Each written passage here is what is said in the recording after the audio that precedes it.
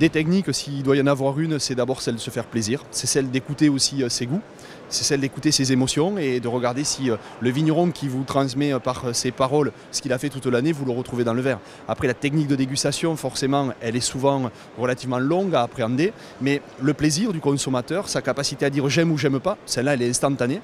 Il faut surtout aussi imaginer que ici, les gens sont là pour faire découvrir les choses, mais les faire découvrir avec modération. On est dans l'éducation, on est dans une consommation plaisir, on est dans une consommation culturelle, mais on n'est pas dans une consommation pour consommer. Donc rares sont les gens qui vont déguster à tous les stands pour le plaisir de boire du vin. Par contre, pour découvrir, pour avoir des sensations, des odeurs, des arômes différents, et ça c'est important. Je ne crois pas vraiment au phénomène de mode pour le vin. Je crois surtout qu'il y a une nouvelle génération. C'est celle-là qui nous rassure le plus et qui nous intéresse le plus. Sachant que dans ce salon, et c'est vrai dans tous nos salons, on va avoir une moyenne d'âge de nos visiteurs particulièrement basse, beaucoup plus basse que dans d'autres endroits. 40 ans par exemple, c'est à peu près le visuel que l'on a, et qui ont des exigences, eux, de vin qu'on va pouvoir boire un petit peu plus rapidement. Il y a une mode.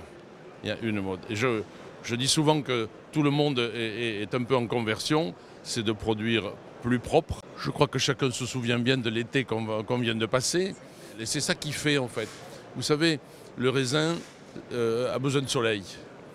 Et quand il a du soleil, il va à sa maturité optimale. Et c'est là qu'il prend toute sa saveur, tout son goût, cette maturité complète, celle du pépin, celle de la peau, qui va lui donner plein de saveurs. Mais de ce côté-là, on a une période formidable. En 2018, on n'a pas eu que l'été.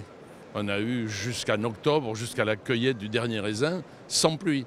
Et à ce stade-là de la maturité de raisin, la pluie devient un ennemi. Il y aurait eu une bonne averse le 15 août, ça aurait été bien.